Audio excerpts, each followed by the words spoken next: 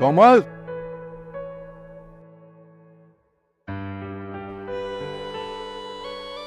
कोमल, ये बच्चों को खामोश करवाओ।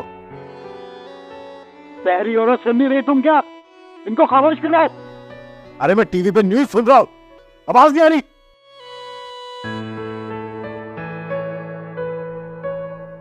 कोमल, क्या बहरी हो गई हो तुम?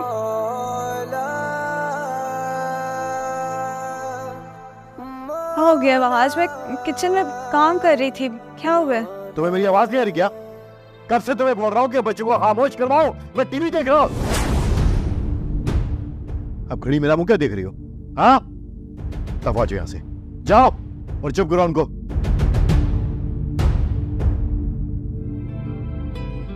मुझे तंग मत करो, मैं काम कर रही हूँ।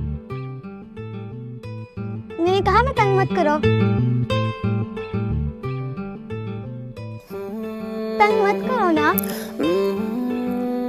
क्या शोर मचाया हुआ तुम दोनों ने? कितनी बार कहा है कि तुम लोगों के बाबा सो रहे हैं, गुस्से होते हैं। और चीजें अपनी जगह से उठाया करो तो वहीं रखा करो। तुम लोगों को पता है कि तुम्हारे बाबा सो रहे हैं। और पढ़ने दो बहन को, चलो पढ़ो। और आप आज फिर बुक्स लेके नहीं बैठी, रोज मुझे आपको कहना पड़ता है। जाएं और बुक्स लेकर आए, पढ़ें बैठ के। मैं वापस आऊँ और आप पढ़ रही हूँ, और अब आप दोनों में से शोर कोई ना करे, हद होती है। जी जी, मुझे भूख लगी है, खाने कुछ लेके आओ। मैं बस बच्चों को नूडल्स बना दूं, फिर आपके लिए खाना लगाती हूँ।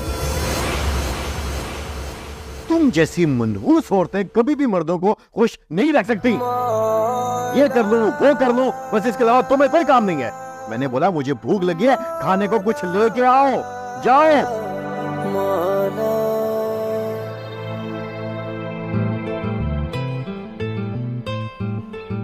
जब से इस मनहूस औरत से पाला पड़ा है ना, जिंदगी में ना सुकून है ना चैन है। हर वक्त सिर्फ पक पक पक पक। मनहूस औरत।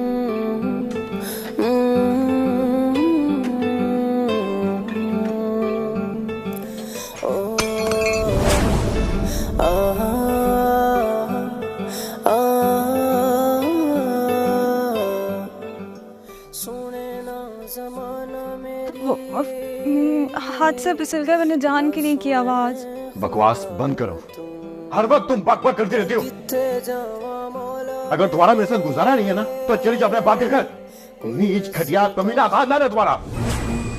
जो कुछ कहने मुझे कहे नवाज, मेरे खानदान को क्यों कह रहे हैं ये सब? अपनी जुबान पर लगाम दो। बकवास करती हो मेरे सामने। तुम हो नीच और घटिया खानदान की। जब से तुम मेरी जिंदगी में आई हो ना, मेरी जिंदगी का सुख चैन तुमने बर्बाद कर दिया है। तब आ जाओ यहां से।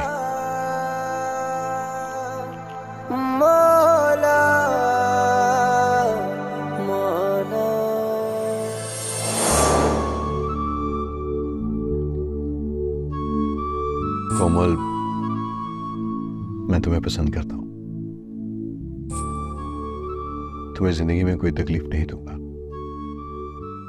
तुम्हें हमेशा शहजादियों की तरह रखूंगा। मेरी शादी के फैसले का इख्तियार मेरे बाबा को है वहाज। वो जो भी फैसला करे, मेरी रजामंदी उसी में होगी। तो बस ठीक है, मैं कल ही अपने बाबा को भेजता हूं तुम्हारे घर रिश्ते के लिए। मुझे बस तुम्हारी रजामंदी चाहिए थी। मेरी रजामंदी मेरे बड़ों के फैसले में, खासकर बाबा के फैसले में, जिन्होंने मुझे पढ़ाया लिखाया, जिंदगी की हर आराइश मुहैया की। और मेरी शादी का फैसला भी वहाज। मैं तुम्हें जिंदगी की हर आसाइश दूंगा। जिंदगी में कभी तुम्हें कोई तकलीफ नहीं होने दूंगा। मेरी और तुम्हारी शादी मिसाली होगी। लोग हमारी शादी की मिसालें दिया करेंगे। सजदे करा मैं, नमाज़ा पढ़ा मैं, सुन ले तुम मेरी ये दुआ। जब मैंने अपने बाबा जानी का घर छोड़ा था, तो मैंने अपना सब कुछ कुर्बान कर डाला। अपना बचपन, नाजो नखरे, अना, और यहाँ तक कि अपना आप भी छोड़ आई थी।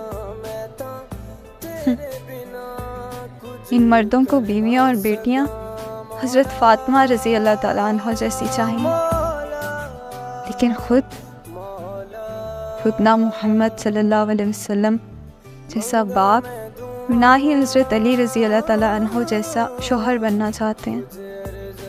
औरत तो अपना फैसला भी खुद नहीं कर सकती, ना ही अपने पसंद का माहौल बना सकती है। औरत अपने आप को बेकसूर भी साबित नहीं कर सकती, सिवाय इसके कि वो अपना मामला अल्लाह पर छोड़े।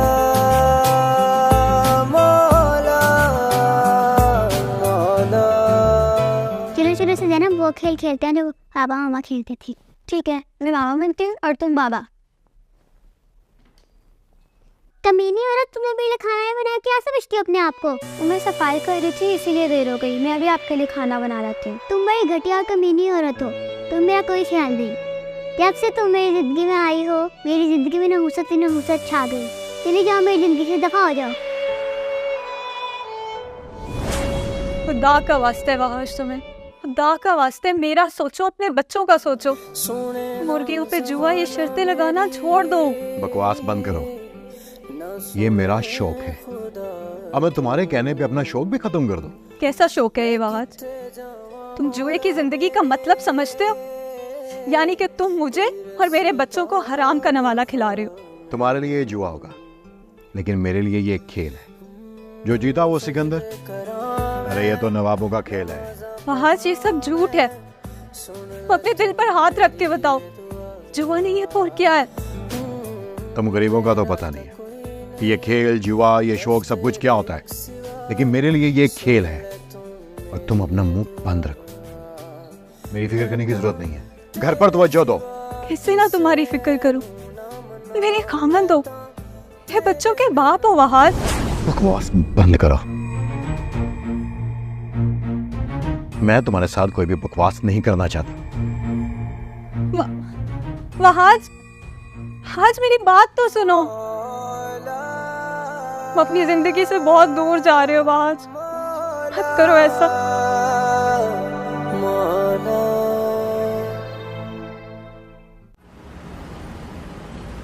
ये देखो, ऐसे लिखते हैं। कितनी बार सिखाया तुम्हें? पेपर में ये लिख कर आई हो।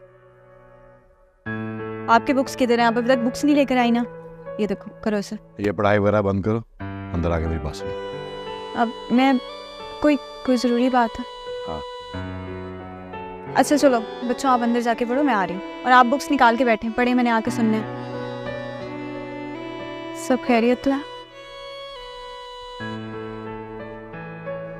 कोमल, वो मुझे कुछ पैसे चाहिए। कितने पैसे चाहिए? यही कोई 35,000। इतने पैसे तो नहीं है मेरे पास आज।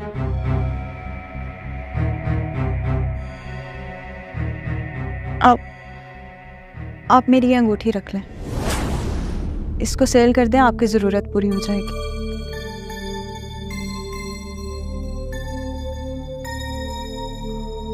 हाँ,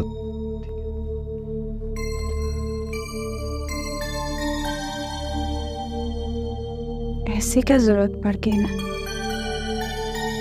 आई खाया कर।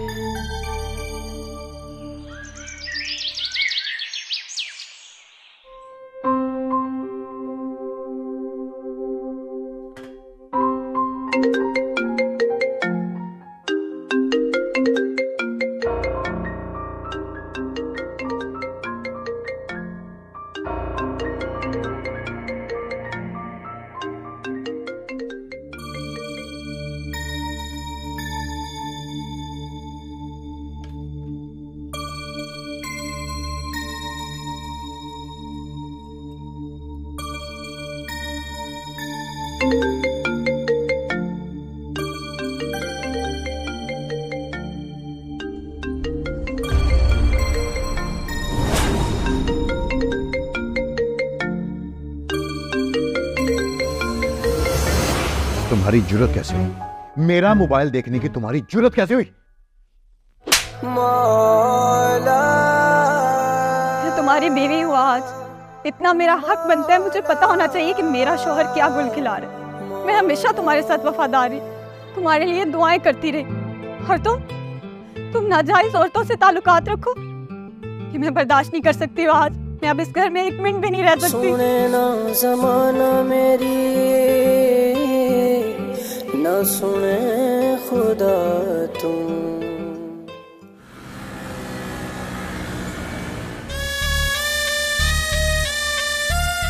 आहा यार बाज, जब से तेरे घर आने लगा हूं ना, और जब से मैंने तेरे घर की चाह पी है, ईमान से सरूर आ जावे।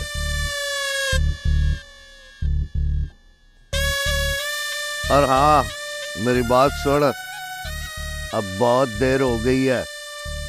मैं कहता हूँ बहुत टाइम दे दिया तुझे मैंने, अब मेरी पेमेंट वापस कर। देखो कासिम, तुम्हें मेरे सारे हालात का पता है। अभी मेरे पास पैसे नहीं है, लेकिन जैसे ही मेरे पास पैसे आते हैं मैं सबसे पहले तुम्हारी अमानत तुम्हें वापस करूंगा। और बहुत टाइम दे दिया मैंने तुझे। जब से यार मैं ये तेरा घर देख रहा हूं ना, तू ऐसे कर मेरे साथ सौदा कि ये घर ना अपना मुझे दे दे। पागल हो गया तुम? अरे मैं अपना घर तुम्हें कैसे दे सकता हूँ? तुम कैसे मुझसे मेरा घर छीन सकते हो? अच्छा यार, तुझे ये मंजूर नहीं ना, तो फिर एक और सौदा कर यार मेरे पे। हाय यार, वो तेरी बीवी जो है ना, ईमान से बड़ी सोहनी है।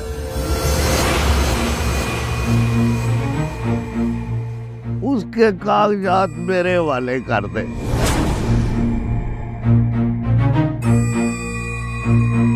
आराम हो, अपनी जबान पर लगाम दो। तुम्हारी हिम्मत कैसे हुई अपनी जबान पर मेरी बीवी का नाम लेने के लिए? मेरे बाल पकड़ा है तूने, मेरे गिरेबान पकड़ा है। अगर इतनी तेरे में गैरत है ना, तो मेरे रात तक पैसे लौटा दियो। पैसे यूं आंखें देख रहा, बड़ा बदमाश आया, समझे तुम? मौला मौला मौला। शर्म आनी चाहिए महाज तुम्हें। मैंने सब कुछ सुन लिया। तुम इस कदर बगैरत हो सकते हो कि अपनी ही बीवी की गैर मर्दों के सामने नीलामी करोगे। शर्म आती है मुझे तुम्हें अपना जौहर कहते हुए। अफसोस हो रहा है मुझे, अफसोस हो रहा है मुझे कि मेरी शादी तुमसे हुई थी। मेरे वालिद ने कहा था कि तुम अपने खामन की इज्जत और खिदमत का दामन कभी मत छोड़ना। मैंने अपने बाबा के लिए हर कुर्बानी दी, मगर अब बस फहाज, मैं एक पल भी तुम्हारे साथ नहीं रह सकती। तुम जैसे घटिया इंसान के साथ ना मेरे लिए मुमकिन नहीं। मुझे अभी इसी वक्त तलाक चाहिए, तलाक चाहिए मुझे तुमसे, तलाक चाहिए मुझे तुमसे। और अगर तुम मुझे तलाक नहीं दोगे तो मैं अदालत का दरवाजा खटखटाऊंगी। तुम एक इंतहाई घटिया और नीच इंसान हो। तुम्हारे साथ नहीं रह सकती, मैं तुम्हारे साथ नहीं रह सकती। मौला मौला मौला। सुने ना जमाना मेरी, न सुने खुदा तुम। मेरी जिंदगी में मेरी बेटी को कभी कोई दुख नहीं मिले। आगे चल के मैं भी यही चाहता हूँ कि तुम्हें इतना अच्छा खामिद मिले जो तुम्हारी जिंदगी में सिर्फ खुशियाँ। इसलिए मैंने तुम्हारी मुलाकात बाहर से करवाई थी कि ताकि तुम दोनों एक दूसरे को देख सको, परख सको। बाबा, अगर आप मुलाकात ना भी करवाते ना, तब भी मुझे आपका हर फैसला कबूल था। और वैसे भी भला एक बेटी के लिए उसके बाप से बढ़ के उसका खैर ख्वाह कौन हो सकता है? मेरी बेटी अपनी जिंदगी में अपने से ज्यादा अपने शौहर की इज्जत कर, क्योंकि उसका दर्जा बहुत बुलंद है, उसे मिजाजी खुदा कहते। आप बिल्कुल फिक्र मत करें बाबा, आपको अपनी बेटी की तरफ से कोई शिकायत नहीं होगी। तरबियत इतनी अच्छी है, मुझे अपनी बेटी से शिकायत क्यों होगी? ऐमी लोग जो भी कहते हैं कह रहे। बिल्कुल, ये सब आपकी परवरिश का नतीजा है। एक कप चाय अपने हाथों की पिला दूं? जी बाबा, मैं अभी लेकर आई। मौला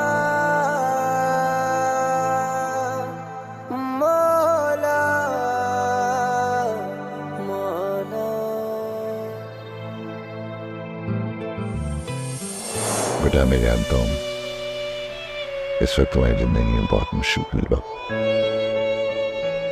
मुझे भी पता है कि तुम अरशद को पसंद करती हो, लेकिन मेरे ख्याल से वो आज तुम्हें ज्यादा खुश रखी, तुम्हारी जिंदगी में खुशियां भर। एक बाप होने के नाते मेरी हमेशा ये ख्वाहिश है वो हमेशा तुम्हारी झोली खुशियों से भर दे। मैं हर नमाज में, हर लम्हे तुम्हारी खुशियों की दुआ। मुझे आपका हर फैसला मंजूर है बाबा। भला मैं आपकी हुक्म अदुली कैसे कर सकती हूँ? जो बाप अपनी बेटी की खुशियों के लिए नमाज में रो रो के दुआ करता हूँ, भला ऐसा हो सकता है कि उसका कोई फैसला गलत हो? जीती हो मेरी बेटी, जीती रहो।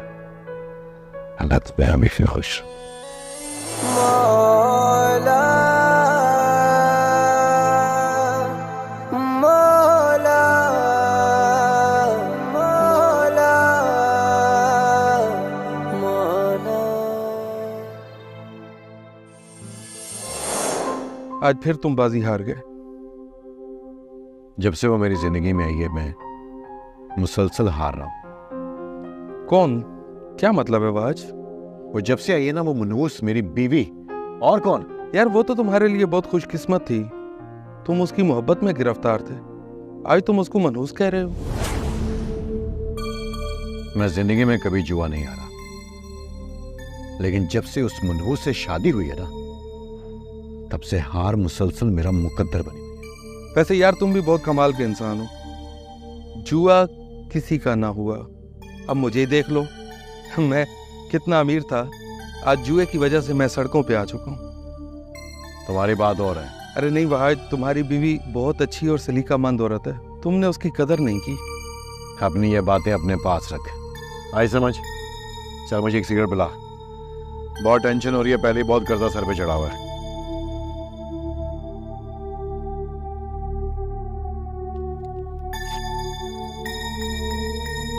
तू नहीं पिएगा?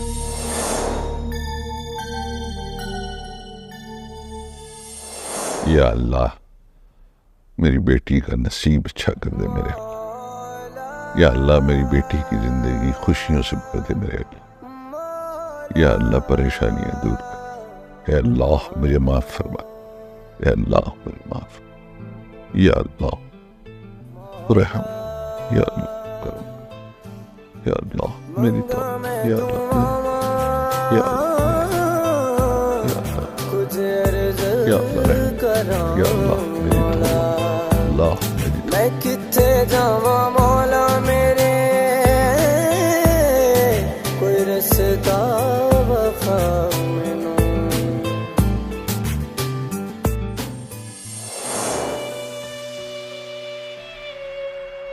कमल प्लीज, अभी भी वक्त, अपने फैसले पे गौर करो। आयशा और मास के लिए मैंने इस बारे में बहुत सोचा है वहाज, और हर बार सोचने पे मेरे इरादे में सिर्फ पुख्तगी आई है। तकदीर के इस फैसले को हकीकत मान लेने में ही दानिशमंदी है। इस दुख को अब हमें अपनी जातों के साथ लेकर चलना होगा।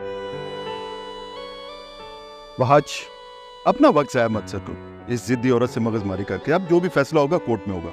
चलो अंदर।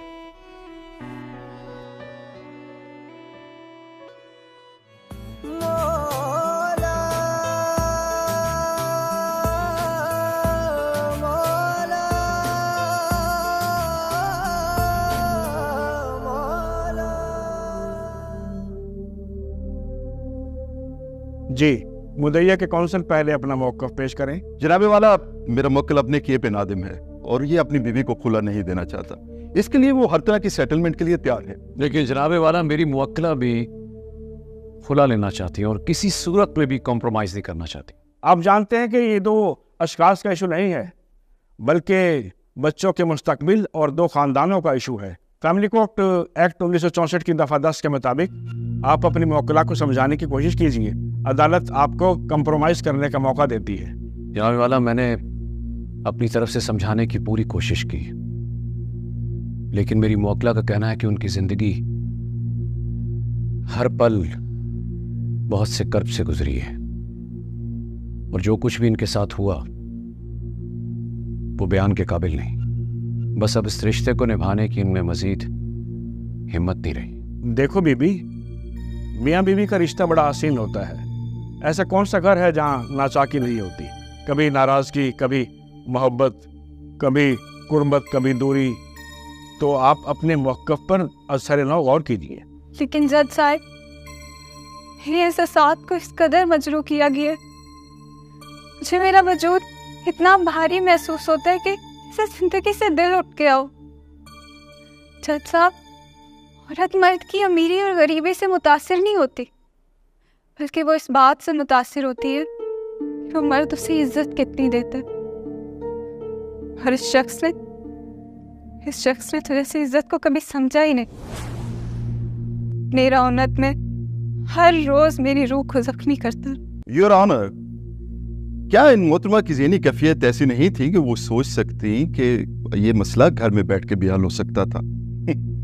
और शायद आज़ादी राय की आड़ में आप नजायज फायदा उठाने जा रही हैं। Statement over ruled. कासिम साहब, आप अदालत के तकद्दुस को मुलज़े खातिर रखें और अपने अल्फाज के सही चुनाव कीजिए। बहुत शुक्रिया अजय साहब। मैं अपने फाजिल दोस्त को मजीद तल्ख सवालात करने की इजाज़त नहीं दे सकता। पहले ही आप जानते हैं मुवक्किला मेरी ज़हनी दबाव का शिकार है। जय साहब, प्लीज मुझे कुछ कहने की इजाज़त दी जाए। जी फरमाइए। मैं सिर्फ कोमल से ये कहना चाहता हूँ कि मैं इसे खुला नहीं देना चाहता। प्लीज कोमल, मुझे एक मौका और दो। अपने ऊपर तरस खाओ, अपने बच्चों के बारे में सोचो। बच्चों का ख्याल आप दोनों का फ़र्ज है। ये अदालत का काम है कि बच्चों की कस्टडी किसको देनी है, ये आपका काम नहीं है। जी माजरत सर, लेकिन जैसा मैं अपनी फैमिली को खोना नहीं चाहता। वहाँ अच्छी फैमिली की तारीफ ये है कि एक फ़र्द को तकलीफ हो तो पूरी फैमिली को तकलीफ होती है। एहसासात के बगैर न तो अच्छा फ़र्द बना जा सकता है और ना ही अच्छी फैमिली।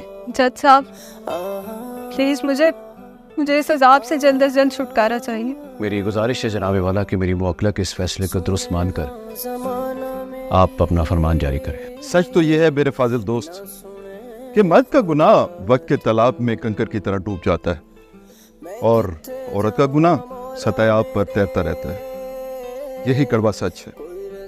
बेहतर तो यही है कि अपनी मुवक्किला को आप इस गुनाह का मुर्तकिब ना होने दें। ये सच है कि औरत को दर्द सहने की आदत है, लेकिन इसका मतलब हरगिज़ ये नहीं है कि वो दर्द सहने की मुस्तहिक भी है।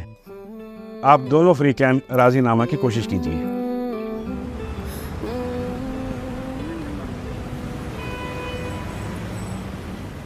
मामा, सुबह सब कुछ मालूम हो चुका है। हम आपके बगैर नहीं रह सकते। आप प्लीज वापस आ जाए। मामा, मैं कल बाबा के कमरे में गई थी। उनकी आंखों में आंसू थे। पहले मैंने उनसे पूछा कि क्या हुआ, तो वो बता नहीं रहे थे। जब मैंने उनसे इसरार किया तो उन्होंने बताया कि वो आपको मिस कर रहे थे। क्या कहा आपके बाबा ने?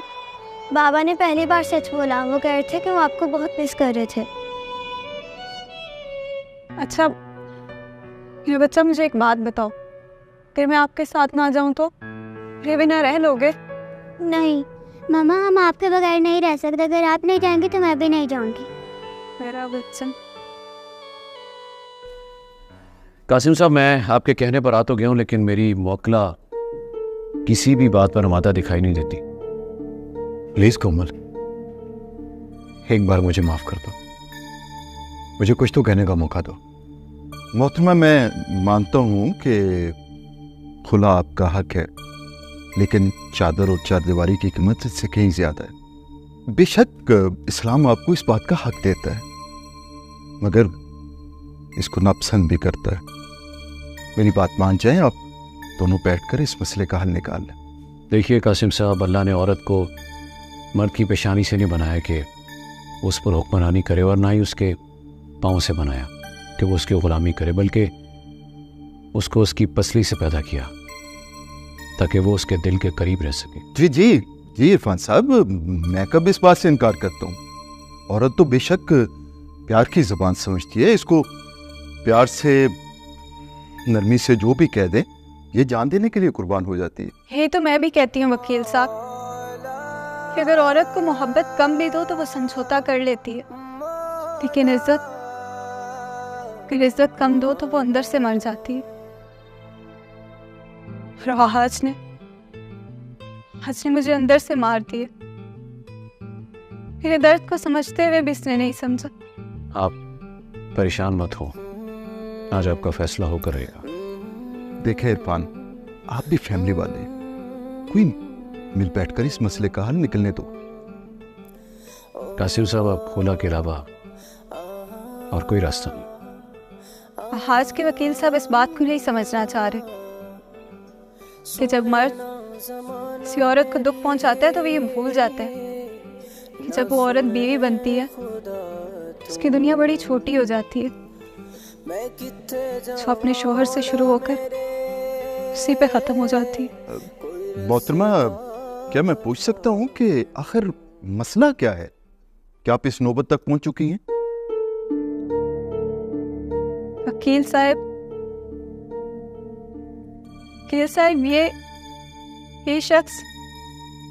ये शख्स मर्दाना तौर पे अधूरा है। मोहतरमा, मुझे आपकी बेबाकी पे बड़ा अफसोस है।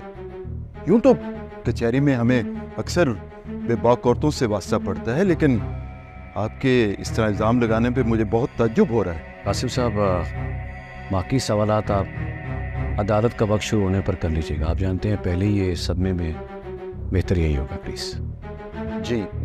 एक मिनट इरफान साहब, मुझे माशरे के इस मुअज़्ज़ज़ मर्द से बात कर लेने दें। औरत को तो हमेशा गैरत के नाम पर कत्ल कर दिया जाता है ना, क्यों? औरत जो हुई, जबकि इस घुटन वाले माशरे में बगैरती के बड़े बड़े रिकॉर्ड मर्दों के नाम होते हैं। मोहतरमा, आपको जरा भी शर्म नहीं आ रही? आप अपने शौहर पर क्या इल्जाम लगा रही?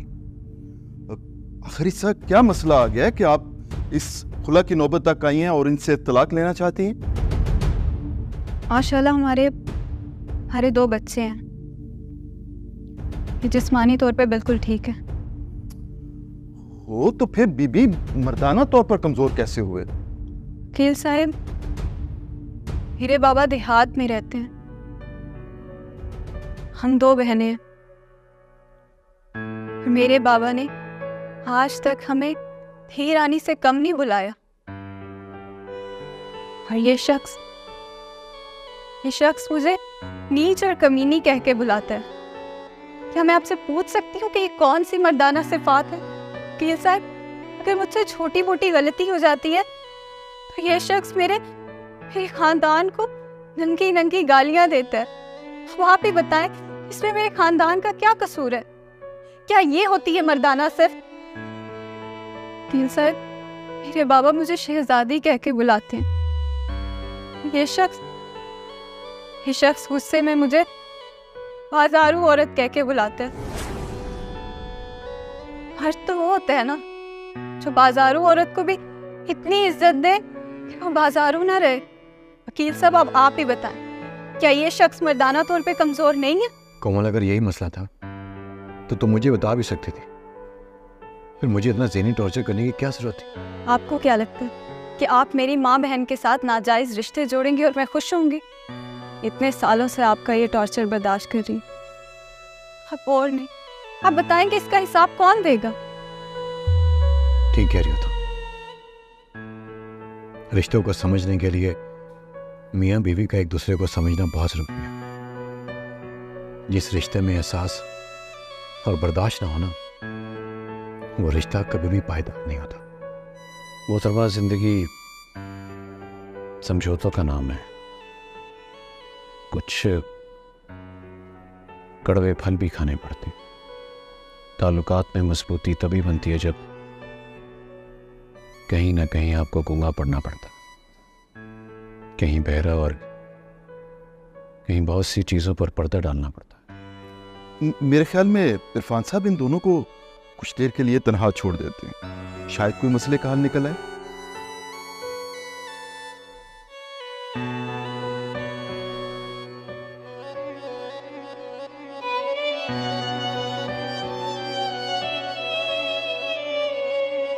आइए।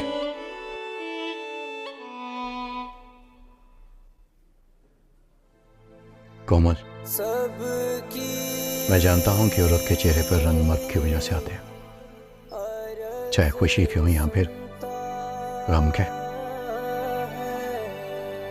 अपने इस रिश्ते को निभाओ कोमल। महज औरत की इज्जत करना सरदार मर्द की निशानी होती, और तुमने अपनी मर्दानगी के खोल में बंद होकर सिर्फ अपनी जात की तस्कीन चाही। अब मुझसे बाकी उम्मीद रख रही हो। कोमल, वफा का ताल्लुक औरत या मर्द से नहीं है, उसका ताल्लुक तरबियत से है, नीयत से, तबीयत से है। शायद मेरी तरबियत में कुछ कमी रह गई है जो तुम्हें समझ नहीं सका, तुम्हारे दुख को जान नहीं सका। महज मर्द का काम सिर्फ औरत को समझना नहीं है, बल्कि उसे महसूस करना, उसकी हिफाजत करना, उससे मोहब्बत करना, और इस सबसे बढ़ के उससे वफा करना। और ये बातें औरत को बड़े से कड़े हालात में भी जीने का हौसला देती है। ये साबित तो होगा कि मैं बेवफा नहीं, लेकिन ये और बात है कि मेरी दुनिया उजड़ गई। वहाँ जिन मर्दों को लगता है ना औरत को रुलाने से, तरसाने से, तरबाने से उनकी मोहब्बत शिद्दत अख्तियार करेगी, तो ये उनकी गलत फहमी है। जानते हो, जब औरत आंसू बहाए ना, रफ्ता रफ्ता उसकी आंखों से मोहब्बत भी बह जाती है। जिस दिन सब्र आ गया, आंसू खत्म, मोहब्बत भी खत्म। फिर मैं सब्र के उस मुकाम पे पहुंचने वाली हूँ आज। कोमल प्लीज, अपने बच्चों की खातिर मुझे माफ कर दो। मैंने मान लिया कि मैंने तुम्हारी कदर नहीं की। कोमल, जब कोई मर्द किसी औरत के लिए रोता है ना, तो समझ लो कि वो किसी और से मोहब्बत नहीं कर सकता। यही मुझे मर्द कहलाने का मौका तो दो। ये इंसान की फितरत है कि वो किसी भी चीज की 2 बार कदर करता है, मिलने से पहले और खोने के बाद। मैं तुम्हें खोना नहीं चाहता कोमल। प्लीज कोमल, प्लीज मुझे माफ।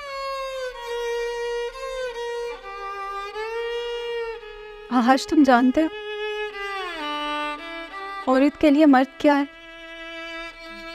बाप हो तो शफीक, भाई हो तो मुहाफिज, और बेटा हो तो आंखों की ठंडक, और शौहर अल्लाह की तरफ से सबसे कीमती तोहफा, जो शफीक भी है, मुहाफिज भी, सुकून भी और चैन भी। कोमल, एक जैसा होना जरूरी नहीं है, एक दूसरे के लिए होना जरूरी है, और तुम मेरे लिए बहुत जरूरी हो। मैं तुमसे वादा करता हूं, आइंदा सारी जिंदगी तुम्हें एहसास और इज्जत में कमी नहीं होने दूंगा।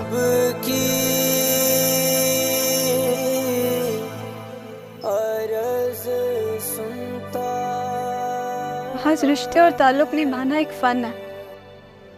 किसी भी शय से ज्यादा इसमें एहसास की जरूरत होती है, और अगर तुम्हें वाकई ये एहसास हो गया तो अपने बच्चों की खातिर तुम्हें माफ करने के लिए तैयार। मौला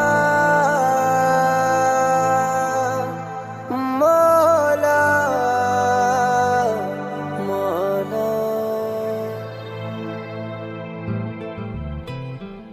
प्लीज कोमल, मुझे माफ कर।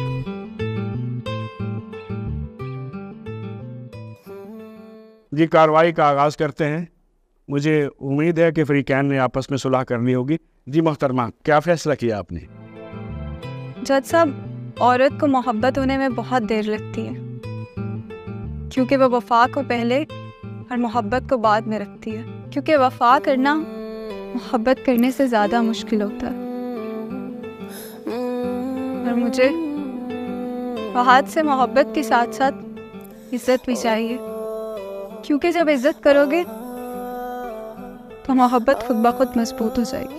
तो आपका क्या कहना है मिस्टर बहाज? बेशक जज साहब, इज्जत के रिश्ते मोहब्बत से बढ़ के होते हैं। ये बात मुझे अब समझ में आ गई कि इज्जत औरत को दिए जाने वाले तोहफों में से सबसे कीमती और नायाब तोहफा है, और ये कीमती और नायाब तोहफा देना हर मर्द की बस की बात नहीं है।